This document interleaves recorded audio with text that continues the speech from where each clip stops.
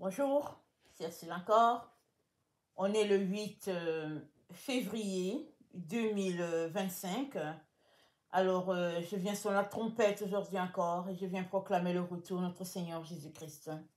Amen. Alors, on est dans la moisson. Amen, on est dans les temps de la moisson.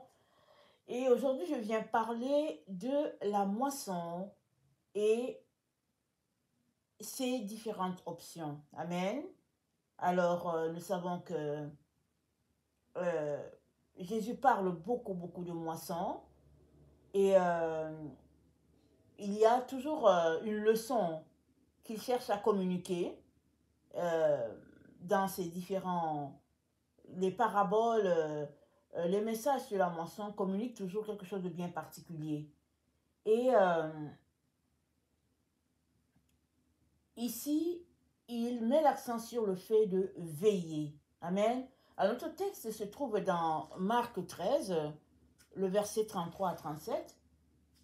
Et c'est dit, prenez garde, restez éveillés, car vous ne savez pas quand ça sera le moment.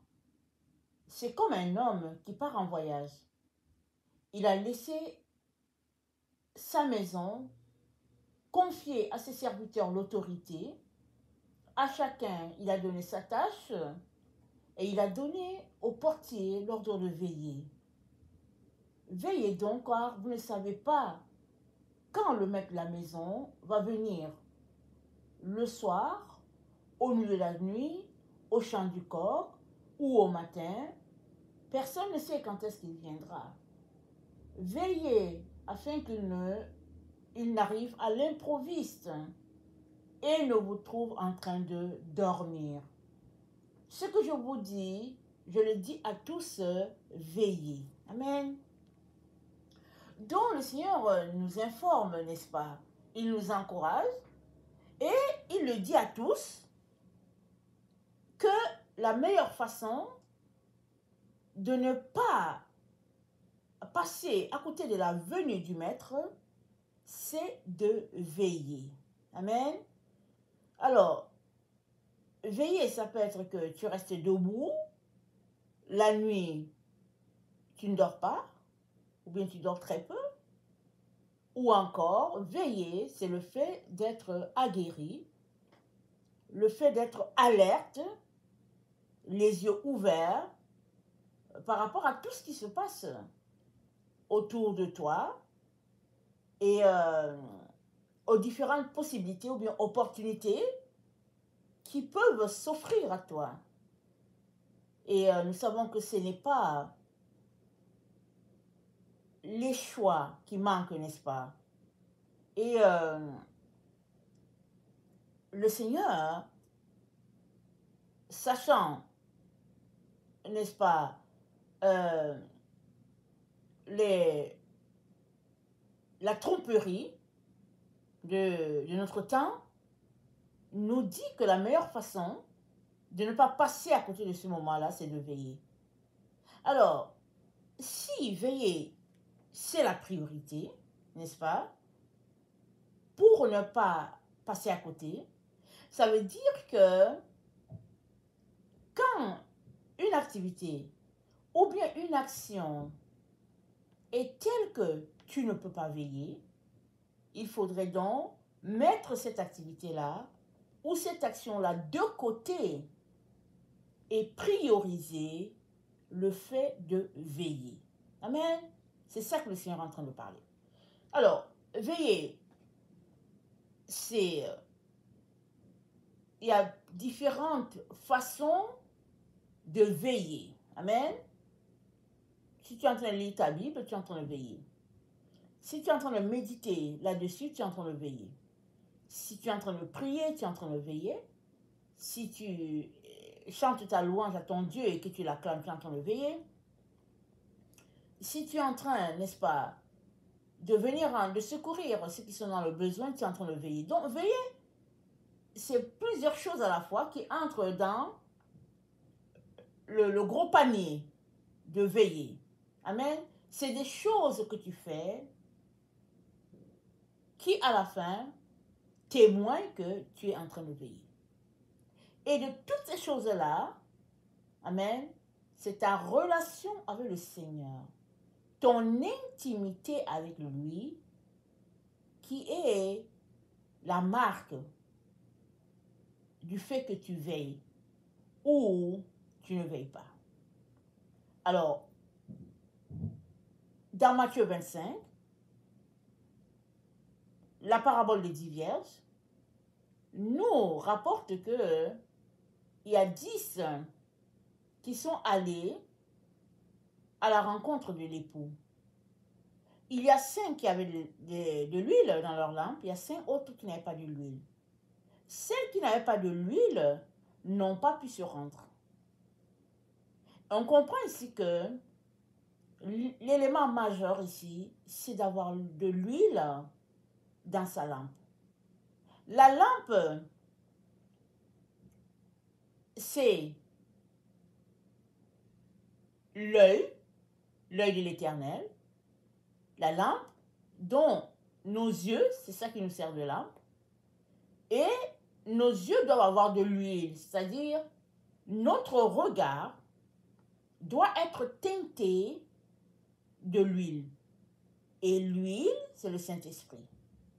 Parce que tu peux regarder quelque chose et l'analyser dans ta compréhension, mais cette compréhension est entachée d'erreurs et de ténèbres parce que la seule manière d'avoir le regard du Seigneur, c'est que ta lampe ait de l'huile, c'est-à-dire que ta lampe ait le Saint-Esprit. C'est la seule manière. Voilà pourquoi le Seigneur nous dit de veiller. Au fait, à l'heure que tu veilles, tu es en train de remplir ta lampe. Et nous sommes informés dans Éphésiens, entretenez-vous par des hymnes, des psaumes, des cantiques, rendant gloire à Dieu en tout temps. Prier en tout temps.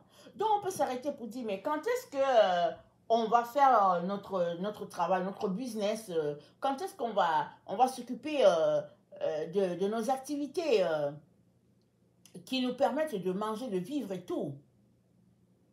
Il y a une chose qui est là, c'est que si tu prends le temps avec le Seigneur, il est capable de te faire ta tâche en 1 heure, alors qu'en principe, cette tâche-là, tu le ferais en 5 heures. Amen. Le Seigneur est capable. Parce que pendant que tu veilles et que tu es dans sa présence, il va te dire comment faire pour arriver à maximiser ton temps. Il va te le dire, clair et net. Ce qui se passe, c'est que souvent on trouve que veiller, souvent c'est difficile. Souvent on trouve que c'est pas si important. Souvent on se dit que non, mais je veille.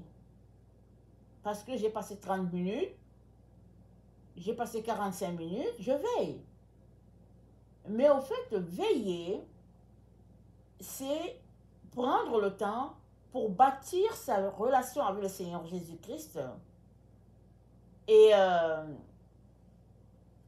pour bâtir son intimité, sa proximité avec le Seigneur, sa communion, de telle sorte que tu saches sans ombre de doute que tu es avec le Seigneur et le Seigneur est avec toi et que ce que tu fais, Dieu approuve. Amen.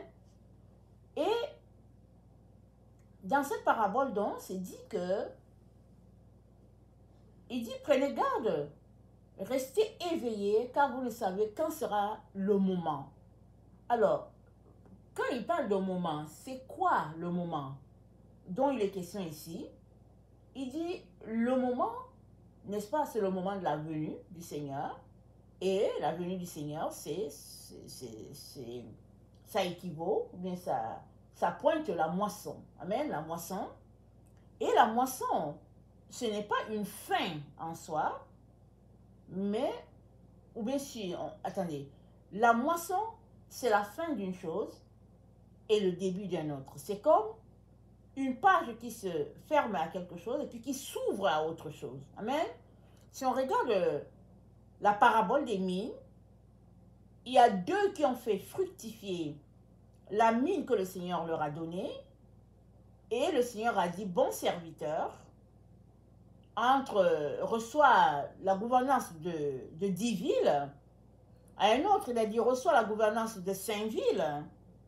Et celui qui n'a pas fait fructifier sa mine, on lui a arraché ce qu'on lui avait donné pour qu'il fasse fructifier. Et on l'a donné à celui qui avait 10. De telle sorte que celui qui avait 10 s'est retrouvé à avoir 11. Et pour lui, c'est un nouveau départ encore. C'est-à-dire, le maître est parti, il leur a donné les mines. Amen. Et le maître est revenu pour faire un constat de ce qui s'est passé. Et à partir du constat que le maître a fait, il y a eu un autre départ. Il y a un qui a été jeté dehors. Il y a un autre qui a reçu une mine supplémentaire. Et il y a un autre qui a reçu le droit, qui a reçu la gouvernance de 5 villes. Amen. Voilà pourquoi la moisson, c'est un nouveau départ en soi. Amen. Alors, le Seigneur nous dit que le maître part, il donne des tâches aux serviteurs et il place un portier pour veiller. Alors ici, j'aimerais préciser tout simplement qu'en Israël, dans le temps, ce n'était pas juste l'Israël, même les pays environnants, il y avait une clôture, n'est-ce pas, qui témoignait de la limite de la ville ou bien du pays, si bien que il y avait des gens à la porte qui veillaient parce que l'ennemi pouvait venir attaquer. Et c'est cette image-là que Jésus-Christ prend pour montrer que il y a un portier qui veille, mais à l'intérieur, amen, de la concession, il y a des gens qui travaillent, qui s'activent à leur tâche. Amen. Alors Jésus-Christ nous dit, il y a quelqu'un qui veille. Et les autres s'activent à leur tâche. Et il dit, concentrez-vous, n'est-ce pas, à travailler ce qu'on vous a confié pendant que le portier veille. Et nous savons que le portier, c'est Jésus-Christ. Il a dit, je suis la porte. Amen. Donc c'est lui le portier. Amen. Il est la porte. Et puis, le gardien, n'est-ce pas, si on le voit bien, c'est notre Dieu qui veille sur tout le monde. Attendez, il ne faut pas que je me trompe dans mes mots, n'est-ce pas? Attendez. Dans Jean, c'est Jean 15, si j'ai bonne mémoire. Attendez, il ne faut pas que je me trompe.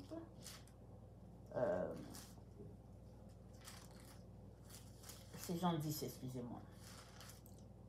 Dans Jean 10, Jésus-Christ leur dit encore, je suis la porte des brebis. Tous ceux qui sont venus avant moi sont des voleurs et des brigands. Mais les brigands ne les ont pas écoutés. Je suis la porte. Si quelqu'un entre par moi, il sera sauvé, il entrera, et il sortira, il trouvera du pâturage. Amen. Alors, il dit, je suis venu afin que mes brebis aient la vie, et la vie en abondance. Donc, Jésus, c'est la porte. Et Dieu le Père, il veille sur tout le monde. Il est là, il veille, alors que tu es en train de faire tes tâches. Amen. Et il t'aide aussi à les faire, à les accomplir et puis à bien les faire. Chaque fois que tu seras dans le besoin et que tu feras appel à lui, il t'enverra de l'aide. Amen. C'est ça que Jésus-Christ est en train de dire. Et dans Luc 13, amen,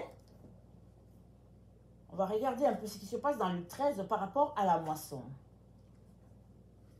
Dans Luc 13,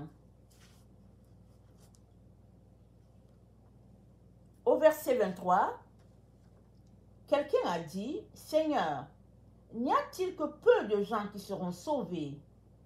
Il leur dit alors, « Efforcez-vous d'entrer par la porte étroite. » La porte, c'est Jésus. Et il dit, « Efforcez-vous d'entrer. » Alors que quelqu'un pose sa question, « Seigneur, est-ce qu'il y a peu de gens qui seront sauvés? » Parce qu'il veut une réponse, oui ou non. Mais Jésus-Christ dit, « Efforcez-vous d'entrer par la porte. Donc, dans ce temps de la moisson où nous sommes, c'est encore l'opportunité que Dieu nous donne de nous assurer que nous sommes bien à l'intérieur de la porte qu'on appelle Jésus, ou bien que nous sommes en train de tout faire pour y entrer. Et entrer par la porte qui est étroite, c'est fonctionner selon les conditions de Jésus-Christ. Ce n'est pas selon nos conditions, c'est selon les conditions de Jésus-Christ. Donc Jésus-Christ dit, efforcez-vous d'entrer. Et si on continue de lire, c'est dit, il y a certains qui sont venus, à la fin, ils ont commencé à frapper. Seigneur, Seigneur, ouvre-nous. Et il leur répondra, je ne sais d'où vous êtes. Amen. Je ne sais d'où vous êtes. Je ne vous connais pas. C'est à peu près la même réponse qu'il donne aux 10 vierges, aux 5 qui ont été laissés dehors, dans la parabole des 10 vierges. Aux 5 qui ont été laissés dehors, c'est la même réponse que Jésus-Christ leur donne. Il dit, je ne vous connais pas. Donc, le tout tourne autour du fait de connaître Jésus-Christ et que Jésus-Christ te connaisse. Et ça revient, n'est-ce pas, à pratiquer ce que Jésus-Christ a dit. Il a dit, veillez. C'est-à-dire, prenez le temps pour être en communion avec Jésus, pour aimer Jésus-Christ, pour demeurer dans sa présence, pour rechercher sa présence. Et pendant que tu es en train de rechercher sa présence, tu es en train de veiller. Il va te connaître. Amen. Amen. Et tu vas aussi le connaître. Et cette communion-là va faire que il va te défendre quand le moment va venir de savoir qui est de Dieu et qui n'est pas de Dieu. Alors, si nous retournons à notre parabole des serviteurs qui ont reçu les mines, nous allons voir que le troisième, qu'il a bien gardé dans un linge, a dit quelque chose à son maître. J'aimerais qu'on retourne là-dessus. Ça, c'est dans Luc 19.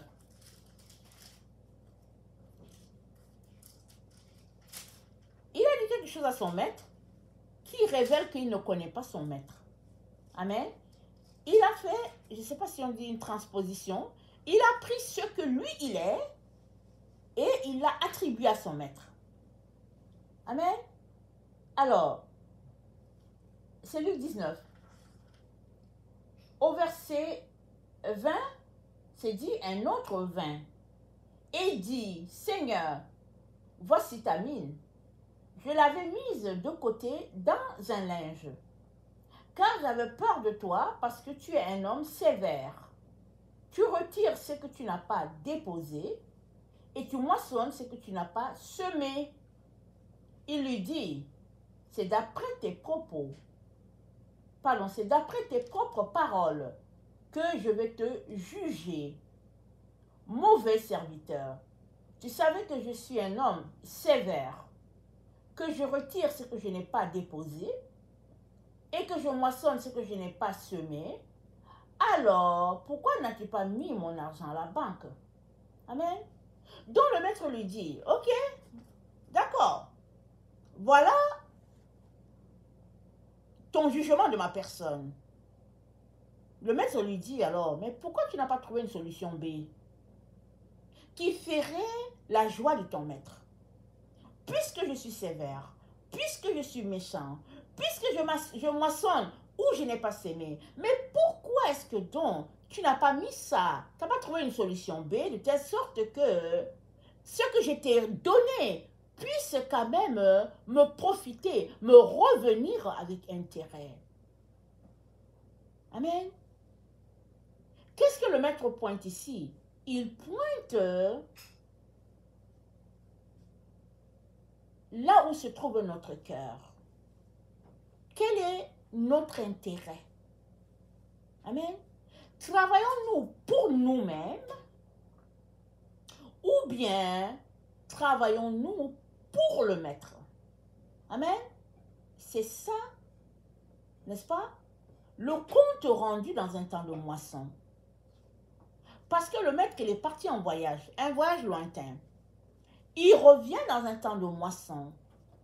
Il revient, il y a 2 serviteurs qui ont travaillé pour le maître. Le maître était content. Que le maître ait été là ou pas, ils ont travaillé. Et ils ont réjoui le cœur du maître. Ils ont reçu quelque chose.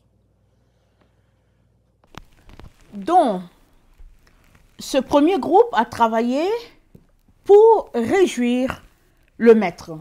Amen. Et le maître était content quand il est revenu. L'autre a refusé carrément de faire quoi que ce soit.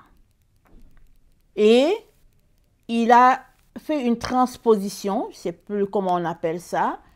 Ce qu'il est, il a attribué ça au maître. Il dit au maître, tu es méchant, tu es ceci, tu es cela. Or, c'est lui qui l'est. Amen. C'est lui qui est comme ça. Il a dit au maître, ben voilà, tu es méchant, voilà pourquoi je n'ai pas fait, j'ai gardé ça, pour que tu prennes ta chose. Et le maître l'a traité de paresseux.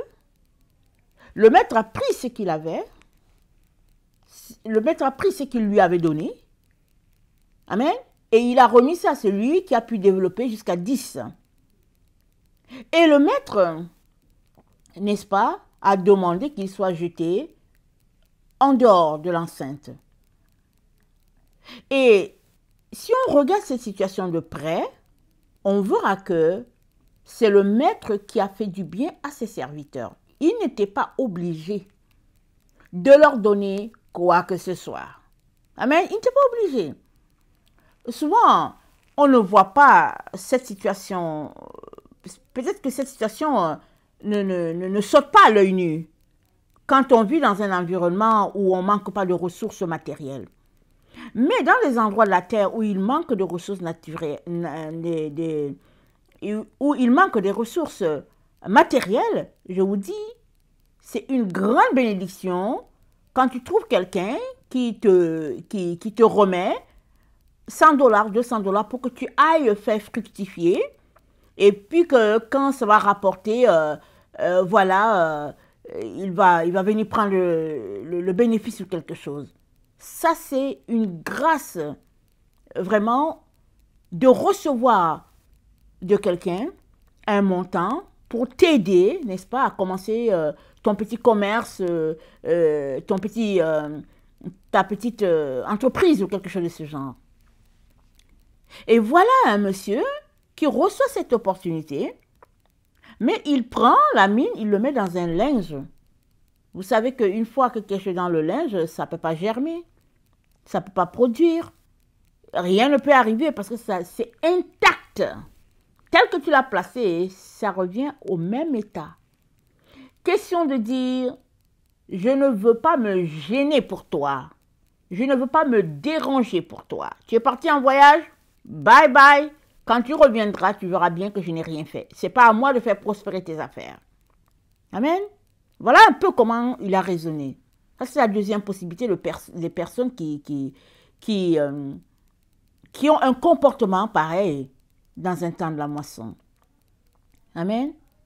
Un autre troisième groupe, n'est-ce pas, se trouve dans le livre d'Habakkuk. Dans Habakkuk 2, au verset 9, c'est dit « Malheur à celui qui amasse pour sa maison des gains iniques, afin de placer son nid dans un lieu élevé, pour se garantir de la main du malheur. C'est l'opprobre de ta maison que tu as résolu, en détruisant des peuples nombreux, et c'est contre toi-même que tu as péché. » Amen. Donc il y a un troisième groupe de personnes qui ont des moyens, qui sont capables, n'est-ce pas, de venir au secours des autres, des démunis, des orphelins, des veuves, et puis voilà, etc. Mais ils refusent. Ils prennent ces ressources-là qu'ils ont Et puis, il les garde loin de la portée des gens qui en ont besoin. Vous savez, on peut qualifier la situation des choses qu'on met dans la poubelle pareil. Il y a des gens qui mangent dans les poubelles. Il y a des gens qui mangent dans les poubelles. Alors on peut penser que parce que c'est appelé poubelle, c'est de la saleté. Mais il y a beaucoup de repas qui passent dans les poubelles. Avec tout l'emballage, c'est bon, c'est bien. Il suffit d'aller en ligne et de voir les reportages sur plusieurs personnes qui mangent dans les poubelles. Et ils disent heureusement qu'il y a les poubelles. Parce qu'ils n'auraient pas réussi à joindre les deux bouts. Alors, ici, c'est dans les trucs du commerce, n'est-ce pas? Souvent, c'est tout simplement qu'il y a les lois, les règlements qui font que quand un article a dépassé sa date de péremption, tu n'as pas d'autre choix que un peu de l'éloigner, n'est-ce pas, du comptoir. Alors, souvent, les commerçants ne veulent pas payer un employé qui va faire le tri et puis déposer quelque part, etc. C'est trop compliqué souvent. Alors, ils mettent tout à la poubelle. De telle sorte que tu auras marché avec tes propres pieds pour venir le prendre. Ça encore, ça va. Mais il y a des poubelles qui ont les cadenas. Il y a des poubelles qui ont les cadenas. De telle sorte que même celui-là qui est capable de marcher pour aller prendre la nourriture dans la poubelle, en est privé. Et ça, c'est un troisième groupe qui est là, qui, au fait, retire, n'est-ce pas, aux mendiants, aux démunis, sa portion, si on peut le dire ainsi. Tout ça, ça se passe dans un temps de moisson. Et Dieu dit malheur à ces personnes-là, parce que de toutes les manières, elles sont nanties, elles ne manquent de rien, donc personne ne peut leur poser des questions. Mais il y en a un qui voit tout, qui sait tout, qui est le juge suprême et qui, un jour ou l'autre, te rencontrera. Amen. Veux pas, un jour tu rencontreras Dieu. Alors, tu lui rendras compte, n'est-ce pas, de tes actions. Et notre Seigneur nous dit, dans ce temps de moisson où nous nous trouvons, que la gestion de notre temps est l'élément qui va nous permettre de nous retrouver du bon côté. C'est-à-dire du côté du premier groupe, ceux-là qui ont tout renié, qui ont tout laissé aller pour servir leur maître, pour lui faire plaisir, de la joie, pour lui rapporter de l'intérêt dans ses affaires.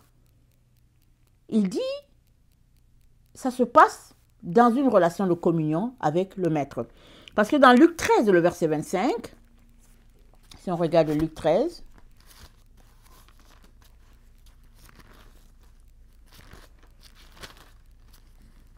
Luc 13, le verset 25, c'est dit, quand le maître de la maison se sera levé et aura fermé la porte, et que vous, étant dehors, vous commencerez à frapper à la porte en disant « Seigneur, Seigneur, ouvre-nous », il vous répondra « Je ne sais d'où vous êtes ». Alors, pour que le maître ne te connaisse pas, ça veut dire que tu n'as pas passé du temps avec lui. Il ne te connaît pas. Amen. Et il dit, je vous dis, veillez. Alors, non seulement, si tu ne passes pas le temps avec ton maître, tu ne peux pas le connaître. Il ne peut pas te connaître. Et donc, si tu ne le connais pas, tu vas le juger indignement, injustement, comme a fait ce gars-là. Il est venu et puis il a jugé injustement. Amen. Il a dit au maître, tu es ceci, tu es ceci, tu es cela, alors que le maître ne l'est pas du tout, parce qu'il ne connaît pas le maître. Et l'autre conséquence qui est négative, n'est-ce pas, par rapport au fait que on ne veille pas, c'est le fait que on n'a pas la joie à œuvrer pour le maître. On veut œuvrer pour nous. On veut travailler pour nous. Oh non, mais ça c'est pour moi, ça je fais ça pour le maître, puis ça là je fais ça pour moi. Mais toi, tu appartiens au maître. Tout ce que tu as, c'est pour le maître. Tout ce que le maître a, c'est pour toi. Donc, qu'est-ce qu'il y a de dire? Je veux faire ça pour le maître et puis je vais faire ça pour moi. Amen. Et la seule manière pour que ça n'arrive pas, c'est qu'il y ait cette communion-là, cette intimité-là, cette proximité-là avec le maître qui fait que, voilà, qu'il te rémunère ou bien qu'il ne te rémunère pas, tu es tout simplement content de faire de la joie à ton maître en faisant des petits services, n'est-ce pas? Alors, l'autre raison, n'est-ce pas, c'est que quand tu aimes quelqu'un, voilà, peu importe ce qui se passe, tu aimes tout simplement être en sa compagnie. Et ça produit toujours de bons résultats. Amen. Alors, rien ne dépend du fait que si le maître vient, il va te donner un cadeau, ou bien il ne va pas te donner. Non, c'est tout simplement que tu l'aimes. Tu es content tout simplement d'être là. Et puis, tu es content du fait qu'il peut t'utiliser. Amen. Et je n'ai pas cité le passage, mais il y a les ouvriers de la dernière heure. Amen. Il y a un bout là, dans cette parabole, où les ouvriers sont allés travailler, les autres sont allés dès le matin, la première heure, les autres se sont ajoutés. Et il y a ceux de la dernière heure qui étaient là, sur la place publique, et puis ils ne faisaient rien. Le maître vient et dit, mais attendez, vous ne faites rien? Ils disent, mais c'est que personne ne nous a employés. Il dit, ok, allez-y dans mon champ. Amen. Il a appelé tout le monde, il l'a envoyé dans son champ. Ils étaient contents d'aller. Parce que personne ne leur a donné du travail. Ils étaient comme inutiles, inutilisés. Le maître dit, ok, allez-y, je vous envoie aussi. Et à la fin, il a donné la même quantité à tout le monde. Et nous sommes informés que ceux de la première heure n'étaient pas contents. Parce qu'ils disent, mais ça fait 12 heures qu'on travaille, ou bien ça fait 11 heures qu'on est là. Voilà, ça fait 11 heures. À la fin, ça aurait fait 12. Comment se fait-il que on a tous le même salaire? Eux, ils ont juste travaillé 1 heure. Amen. Mais ceux qui ont travaillé 1 heure, ils l'ont fait dans beaucoup de joie. Ils étaient contents du fait qu'il y a quelqu'un qui avait cru en eux, qui pense qu'il pouvait faire quelque chose. Et ils ont rapporté, n'est-ce pas, des résultats au maître. Et le maître a jugé qu'il allait donner le même salaire à tout le monde. Tout cela pour dire que c'est Dieu qui te note et décide si le temps de la moisson, c'est un nouveau départ qui te permet de continuer, ou bien est-ce que c'est la fin pour toi parce que tu n'as pas bien fait. Amen. Alors, il y a 2 serviteurs pour qui ça a été un nouveau départ. Il dit, bon, entre dans la joie de ton maître, je te donne la gérance de 10 villes. Entre dans la joie de ton maître, je te donne la gérance de 5 villes. L'autre, allez jeter le dehors. Il n'a pas bien fait la chose. Amen. Et le Seigneur aimerait, n'est-ce pas, nous encourager à miser sur veiller. Amen. Jusqu'où nous aimons notre Seigneur pour pouvoir aller de l'avant, malgré les obstacles, malgré les barrières, malgré les difficultés, parce que les difficultés, il y en aura. Amen. Il y en aura, les difficultés. Jésus-Christ ne n'a jamais dit qu'on n'aura pas d'épreuves. Mais il a dit, je suis avec vous jusqu'à la fin du monde. Il dit, veillez. Il dit, soyez encouragés, soyez zélés. Ne craignez pas. Amen. Ne craignez pas. Avancez tout simplement, répandant la bonne nouvelle. C'est-à-dire, avancez en travaillant, n'est-ce pas? Et pour nous, n'est-ce pas, de notre temps, du 21e siècle, tel que le monde va, on a un développement de la technologie qui est tellement avancé, et puis ça ira encore en se perfectionnant, la technologie, n'est-ce pas? Et de notre côté, on a notre Seigneur qui nous appelle, n'est-ce pas, à œuvrer dans son champ. Je ne suis pas en train de dire que la technologie, ce n'est pas pour le Seigneur Jésus. Je ne suis pas en train de dire ça. Si tu appelles dans le domaine de la technologie, ben voilà, tu vas te retrouver dans la technologie pour travailler pour Jésus. Mais ce que je veux présenter, c'est le fait que les opportunités ne manquent pas dans notre temps pour aller de l'avant, n'est-ce pas, avec toutes sortes de possibilités de remplir nos poches. Amen. Mais de l'autre côté, le Seigneur te dit, viens travailler à ma vigne, viens travailler à mon champ. J'ai de la tâche pour toi, j'en ai beaucoup. Mais tu ne sais pas qu'est-ce qu'il va te confier comme tâche. Si ta tâche, c'est d'aller travailler dans un domaine technologique, bon, voilà, amen, alléluia, peut-être que tu seras content. Mais tu ne seras pas en train de travailler pour toi-même. Tu travailles pour le maître. Amen. Si ta tâche, c'est juste d'aller te mettre à genoux à tous les jours, ça c'est ta tâche. Veille à ta tâche. Si ta tâche, c'est d'aller à l'hôpital à tous les jours, de 17h à 18h pour prier pour les malades, vas-y, prends ton bus ou bien ta voiture, vas-y. Et reviens à la maison parce que c'est la tâche qu'on t'a confiée. Ne fais pas autre chose qu'on t'a pas confié. Fais ce qu'on t'a confié. Parce que tu seras noté là-dessus. Amen. Donc, le fait de veiller va te permettre de savoir exactement à quoi Jésus t'appelle, va te permettre de bien faire ce qu'il t'a confié, va te permettre d'être alerte au timing du Seigneur et de ne pas manquer d'ouvrir la porte quand il passera. Amen. Que le Seigneur bénisse sa parole. Amen et alléluia.